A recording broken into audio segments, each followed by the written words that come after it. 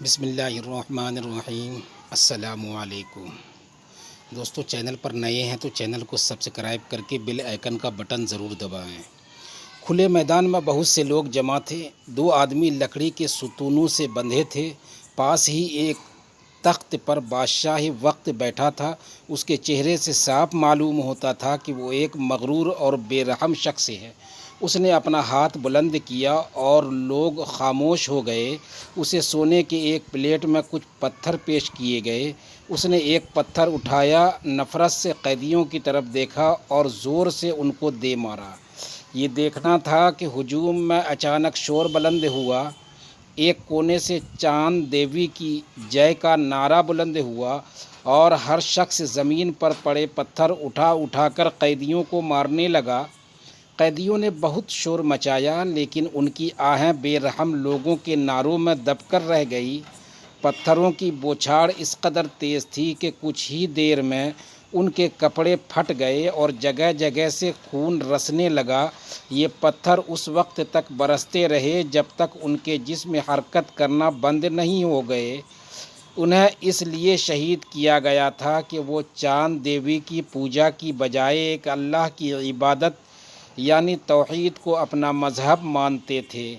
اگلے روز بادشاہ کے دربار میں چند نوجوانوں کو پیش کیا گیا۔ ظالم بادشاہ نے ان سے گرجدار انداز میں پوچھا، تم ہی وہ لوگ ہو جنہوں نے چاند دیوی کی پوجا چھوڑ کر ایک خدا کی عبادت شروع کر دی ہے؟ ایک نوجوان بولا، بے شک ہم ایک اللہ کے سوا کسی کی عبادت نہیں کرتے۔ خاموش رہو گستاخ، تم نے ان کا انجام نہیں دیکھا جنہیں کل سنگسار کر دیا گیا تھا۔ ہمیں 10 مرتبہ بھی سنگسار کیا جائے تو بھی ہم اللہ کی عبادت نہیں چھوڑیں گے۔ بادشاہ نے زوردار قہقہا لگایا اور بولا، اگر پتھر کھانا اتنا ہی آسان لگتا ہے تو ہمارے پاس تمہارے لیے اور سزا بھی ہے۔ قریب تھا کہ بادشاہ ان نوجوانوں کے لیے کسی سخت سزا کا اعلان کرتا۔ دربار میں ایک بلند آواز بلند ہوئی، یہ ابھی ناسمجھ ہے، انہیں سوچنے کا موقع دیا جائے، شاید یہ خود ہی اللہ کا نام لینا بند کر دیں۔ بادشاہ نے کچھ سوچتے ہوئے اعلان کیا، ٹھیک ہے، انہیں 3 دن کی مہلت دی جاتی ہے تاکہ یہ خوب سوچ سمجھ لیں۔ 3 دن ابھی پورے نہیں ہوئے تھے کہ رات کے اندھیرے میں شہر سے چند نوجوان نکلے اور پہاڑوں کی طرف چل دیے۔ یہ وہی نوجوان تھے جنہیں مہلت دی گئی تھی۔ انہوں نے اپنا ایمان بچانے کے لیے شہر چھوڑنے کا فیصلہ کر لیا تھا۔ وہ بار بار مڑ کر دیکھتے کہ کوئی ان کا پیچھا تو نہیں کر رہا۔ کچھ دور جا کر انہیں ایسا لگا جیسے کوئی ان کے پیچھے آ رہا ہو۔ وہ ڈر گئے۔ ایک نوجوان بولا، یہ کوئی کتا معلوم ہوتا ہے۔ دوسرے نے کہا، بھگاؤ اسے ورنہ بھونک بھونک کر تنگ کرے گا اور شہر والوں کو بھی جگائے گا۔ انہوں نے چند پتھر اٹھا کر کتے کی طرف پھینکے، لیکن اس پر کوئی اثر نہ ہوا۔ وہ ان کے پیچھے آتا رہا۔ ایک پتھر اسے لگا بھی، لیکن اس کے منہ سے ذرا سی آواز بھی نہ نکلی۔ ایک نوجوان بولا، لگتا ہے یہ ہمیں تنگ نہیں کرے، چلو رہنے دو اسے، آنے دو پیچھے۔ وہ یوں ہی آگے بڑھتے رہے۔ ان کی منزل پہاڑوں کے اندر ایک غار تھی جو چاروں طرف سے بڑی بڑی چٹانوں میں گھرا ہوا تھا۔ غار اندر سے خاصا کھلا تھا۔ نوجوانوں نے بادشاہ سے چھپنے کے لیے بڑی اچھی جگہ کا انتخاب کیا تھا۔ وہ سب آرام کرنے کے لیے غار کے اندر چلے گئے۔ پیچھے آنے والا کتا باہر ہی بیٹھ گیا۔ نوجوان سمجھ گئے کہ وہ ان کی حفاظت کر رہا ہے۔ وہ یہ سوچ کر خوش ہو رہے تھے کہ ظالم بادشاہ کے ڈر سے انہیں اپنا مذہب نہیں چھوڑنا پڑا تھا۔ یہی سوچتے ہوئے وہ غار کے فرش پر لیٹ گئے۔ دوسری طرف صبح جب بادشاہ کو معلوم ہوا کہ سب نوجوان بھاگ نکلے ہیں تو اسے سخت غصہ آیا۔ ان کی تلاش میں اس نے اپنے سپاہی چاروں طرف دوڑا دیے، لیکن نوجوان اب اس کے ہاتھ کہاں آنے والے تھے۔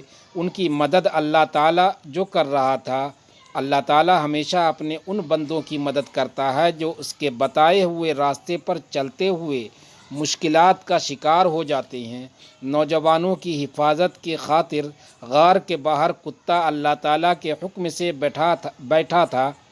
بادشاہ کے سپاہی نوجوانوں کی تلاش کرتے جب غار کی طرف آئے تو کتے کو دیکھ کر انہیں پاس جانے کی ہمت نہ ہوئی۔ انہوں نے کچھ فاصلے سے ہی غار میں جھانکنے کی کوشش کی، لیکن اندھیرا بہت تھا، اس لیے انہیں کچھ دکھائی نہیں دیا۔ وقت یوں ہی گزرتا رہا، کئی سال بیت گئے۔ غار والے نوجوان اسی طرح سوتے رہے۔ آخر کار وہ بادشاہ مر گیا جس کے ظلم سے بچنے کے لیے نوجوان شہر سے بھاگے تھے۔ اس کے بعد کئی اور بادشاہ گزرے، یہاں تک کہ ایک ایسا حکمران آیا جو نہایت نیک اور رحم دل تھا اور ایک اللہ کو ماننے اور اس کی عبادت کرنے والا تھا۔ لوگ بھی اب ایک اللہ کی عبادت کرتے تھے، کیونکہ رومی سلطنت حضرت عیسیٰ علیہ السلام پر ایمان لا چکی تھی۔ مگر اس ملک میں کچھ لوگ ایسے بھی تھے جو اللہ کو مانتے تھے لیکن قیامت کے دن اور آخرت پر یقین نہیں رکھتے تھے۔ یہ لوگ کہتے کہ جنت و دوزخ سب فرضی قصے ہیں، بھلا یہ کیسے ممکن ہے کہ مرے ہوئے دوبارہ زندہ ہوں گے؟ بادشاہ اور اس کے ساتھی ان لوگوں کو بہت سمجھاتے، لیکن بات ان کی سمجھ میں نہ آتی۔ وہ کہتے کہ ہمیں قیامت کے آنے کا ثبوت چاہیے۔ جب بادشاہ ایسی باتیں سنتا تو اللہ سے دعا کرتا، اے اللہ، کوئی ایسی نشانی دکھلا جس کے بعد کسی کو بھی قیامت کے دن سے انکار کرنے کی جرأت نہ ہو۔ اور پھر اللہ تعالیٰ کا کرنا ایسا ہوا کہ غار والے نوجوان نیند سے اٹھ بیٹھے۔ ایک نے آنکھیں ملتے ہوئے کہا، بھائیوں، کتنی دیر سوئے رہے؟ یہی کوئی 6-7 گھنٹے۔ دوسرے نے جواب دیا، مجھے تو بہت بھوک لگی ہے۔ تیسرا بولا، ایک نے کہا، بھوک تو مجھے بھی لگی ہے، اچھا رکو میں کھانے کا کچھ بندوبست کرتا ہوں۔ ایک اور بولا، احتیاط سے جانا، بادشاہ کے سپاہیوں نے دیکھ لیا تو بہت برا ہوگا، پکڑے گئے تو وہ ہمیں چاند دیوی کے آگے جھکنے پر مجبور کر دیں گے، ورنہ سنگسار کر دیں گے۔ خاصی سوچ و بچار کے بعد ایک ساتھی نے بھیس بدلا اور کھانا لانے قریبی بستی کی طرف چل دیا۔ وہاں پہنچ کر اس نے روٹی خریدنے کے لیے ایک دکاندار کو چند سکے دیے۔ دکاندار اسے دیکھ کر بولا، یہ تمہارے پاس کہاں سے آئے؟ اس نے کہا، کیا مطلب ہے آپ کا؟ بھائی، یہ سکے میرے ہیں۔ دکاندار کو شک گزرا۔ اس نے سوچا، ہو نہ ہو نوجوان کو برسوں پرانا خزانہ مل گیا ہے۔ اس نے شور مچا کر لوگوں کو اکٹھا کر لیا۔ لوگوں نے بتایا کہ اسے کوئی خزانہ نہیں ملا۔ نوجوان نے بتایا کہ اسے کوئی خزانہ نہیں ملا، لیکن انہیں یقین نہ آیا۔ وہ اسے لے کر بادشاہ کے دربار کی طرف چل دیے۔ راستے میں نوجوان نے بہت سی چیزوں پر غور کیا۔ اس نے دیکھا کہ اس کے اور ان لوگوں کے لباس میں بہت فرق ہے۔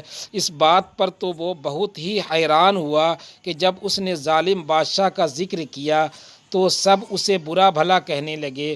وہ اس بات پر بھی حیران تھا کہ غار کے باہر پہرا دینے والا کتا غائب تھا اور اس کی جگہ اسے کچھ ہڈیاں پڑی ملی تھی۔ اصل بات اب اسے سمجھ میں آنے لگی تھی۔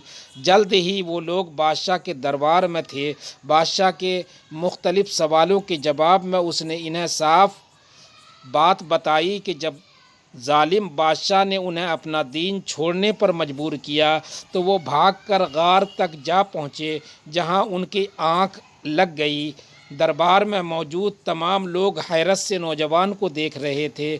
انہیں اس کی باتوں پر یقین کرنا مشکل لگ رہا تھا۔ تمام باتیں بادشاہ کو بتانے کے بعد نوجوان نے اجازت چاہی۔ وہ واپس اپنے ساتھیوں کے پاس پہنچا اور سارا قصہ انہیں کہہ سنایا۔ کھانا کھانے کے بعد انہیں پھر نیند آ گئی اور وہ سونے کے لیے لیٹ گئے۔ دوسری جانب نوجوانوں کی باتوں کی سچائی جاننے کے لیے بادشاہ چند سپاہیوں کے ہمراہ نوجوانوں کے غار کی طرف روانہ ہو گیا۔ وہ جب غار میں پہنچا تو کیا دیکھتا ہے کہ سب کے سب سوئے پڑے ہیں۔ ان میں وہ نوجوان بھی تھا جو شہر سے کھانا لینے آیا تھا۔ بادشاہ کے حکم پر جب سپاہیوں نے اسے جگانا چاہا تو پتہ چلا کہ وہ سب فوت ہو چکے تھے۔ یہ بات جنگل کی آگ کی طرح پورے علاقے میں پھیل گئی۔ ان لوگوں کو بھی پتہ چل گیا جنہوں نے قیامت پر ایمان لانے سے انکار کر دیا تھا۔ ان کا یہ شک دور ہو گیا تھا کہ مرنے کے بعد وہ کس طرح زندہ کیے جائیں گے۔ اللہ تعالیٰ نے ان کے سامنے سینکڑوں برس سے سوئے ہوئے نوجوانوں کو دوبارہ اٹھا دیا تھا۔ ادھر آخرت کو ماننے والے بادشاہ اور اس کے ساتھی بہت خوش تھے کہ اللہ نے غار والے نوجوانوں کو دوبارہ اٹھا دیا تھا۔ اسی طرح وہ جب چاہے مردوں کو دوبارہ زندہ فرما دے۔ دراصل اللہ نے نیک اور رحم دل بادشاہ کی دعا قبول کر لی تھی۔ قرآن مجید نے اس واقعے کا خلاصہ سورہ کہف میں بیان کیا ہے۔ اس سے قرن قیاس یہی ہوتا ہے کہ ان کی تعداد 7 تھی، لیکن قرآن نے قصے سے سبق حاصل کرنے کی بجائے اس کی غیر ضروری تفصیلات کے پیچھے بھاگنے والوں پر تنقید کی ہے۔ اس لیے ہم نے ایسی اضافی معلومات دینے سے خود کو گریز کیا ہے۔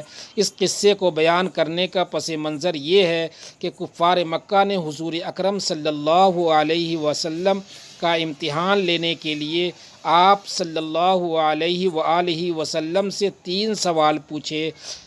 اصحاب کہف کون تھے؟ قصہ خضر کی حقیقت کیا ہے؟ ذوالقرنین کا کیا قصہ ہے؟